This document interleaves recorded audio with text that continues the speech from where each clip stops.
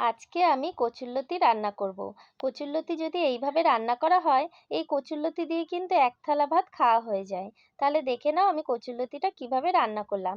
প্রথমে কচুরলতিটা একটা ছুরি দিয়ে ভালো করে ছাড়িয়ে টুকরো করে কেটে রেখে দিলাম। তারপর দুটো পেঁয়াজ কুচিয়ে নিলাম আর একটা গোটা রসুন ছাড়িয়ে রেখে দিলাম। তারপর কড়াইতে জল দিয়ে লতিটা দিলাম আর একটু নুন দিয়ে একটু হালকা সিদ্ধ করে রেখে দিলাম। তারপর কড়াইতে তেল দিয়ে কালো জিরে ফোড়ন দিয়ে দিলাম। তারপর কুচিয়ে রাখা পেঁয়াজটা দিয়ে দিলাম আর থেতো করে রাখা রসুনগুলোকে দিয়ে দিলাম।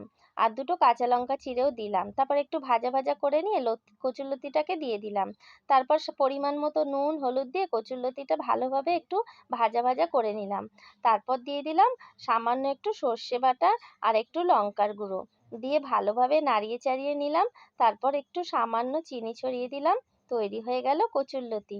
আমার রেসিপি তোমাদের যদি ভালো লাগে প্লিজ লাইক আর সাবস্ক্রাইব করো।